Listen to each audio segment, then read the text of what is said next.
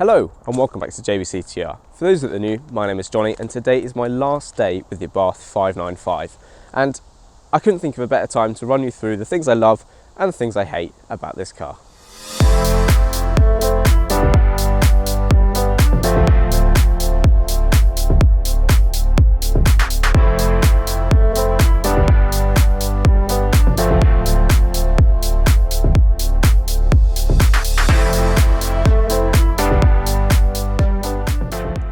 Okay, so let's jump straight in with the things that are a bit annoying.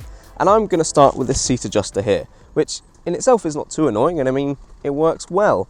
But when you close the door, it's really fiddly to try and adjust whilst you're on the go. And what makes it even more frustrating is on the other side, there's loads of room. Why haven't they put it there? And the interior niggles don't stop there. Take this, a 595 badge on the outside, and a Fiat 500 badge on the inside. And my last interior gripe is the rear legroom, or lack of it. Now, when it comes to drivability of this thing, there really isn't much to hate at all. It is hilarious fun. But one point to note is that this car is one of the smallest cars on the road today, yet it still weighs over 1,000 kilos. I don't quite understand where that weight lies. Now, another thing that is a bit of an annoyance with this car is it only has a 35 litre fuel tank. And that's fine for a Fiat 500 that's got a tiny engine, but when you start putting a bit more power in these things and when they start drinking a bit more fuel, you're going to spend a lot of time at the pumps like I am now. So those are the few things that I hate about this car, and now we'll move on to the things that I love and I hate at the same time. And there's quite a few because this car is a giant oxymoron.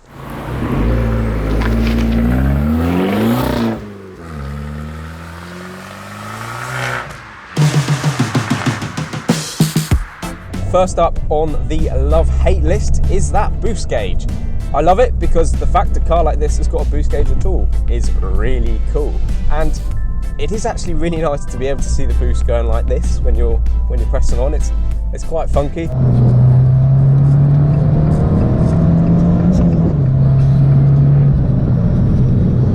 But I hate it because they have to put it there. I mean, it's right in your eye line, and it's quite a distraction if I'm completely honest.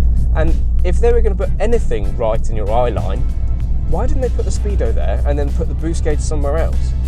But that said, that is why it's on my love-hate list. I love the fact it's there, just not the fact it's right there. Next up on the love-hate list is this handbrake.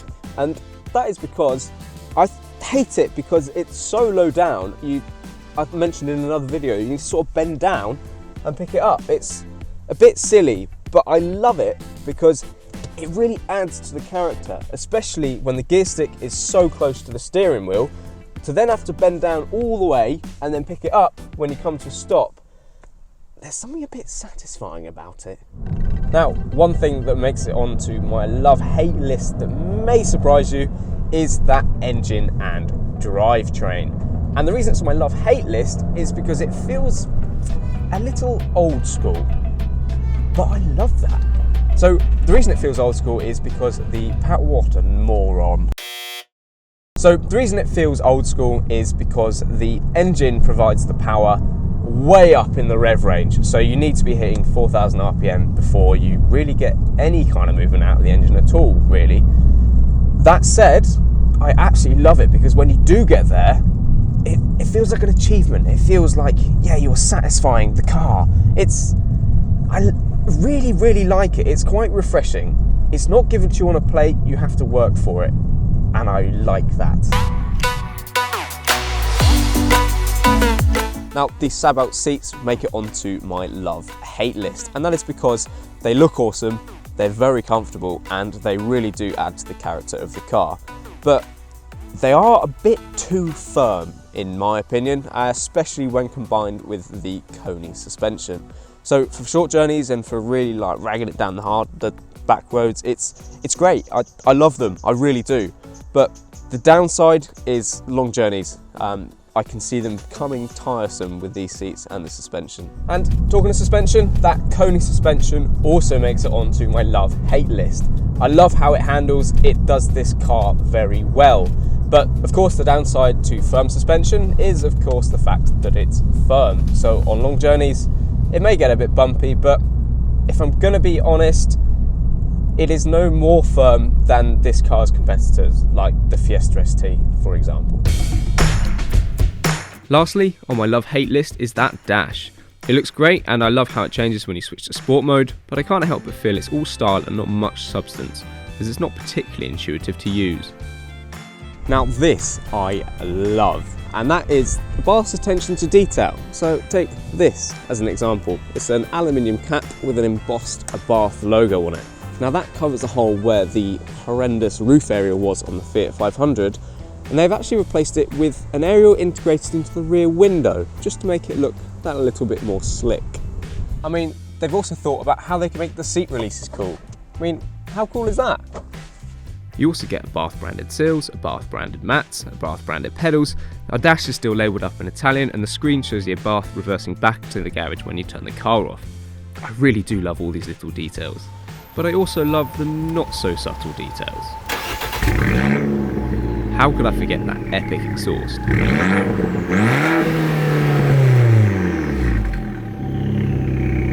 And with that exhaust egging you on to drive a little bit faster than you perhaps should, you need a good set of stoppers. And Bath have delivered. They've chosen Brembos at the front and drilled rotors to match on the rear, and they are very, very good. And on the subject of the driving experience, one other thing that I absolutely love is where they've placed the gear stick.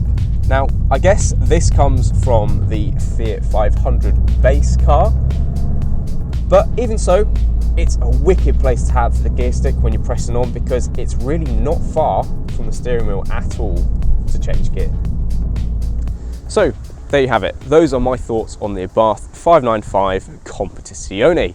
And if I'm honest, it's very, very easy to hate this thing. If you look at stats, it doesn't do that well. If you look at the individual niggles that I've highlighted in this film, again, not going to look too good. But as soon as you get in the car, as either a driver or a passenger, all of that seems to just go away. You don't care. It just puts a big grin on your face and proves itself. It proves why it's here. And the reason it's here is because it has something that most modern cars just don't have. And that is charm.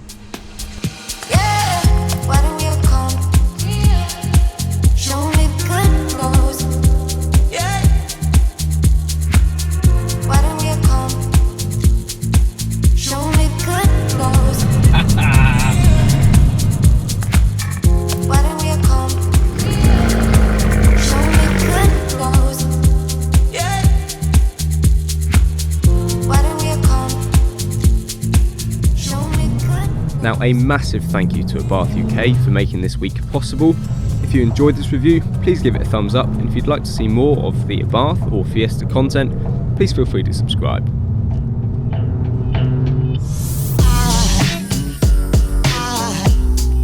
Aside from my soul.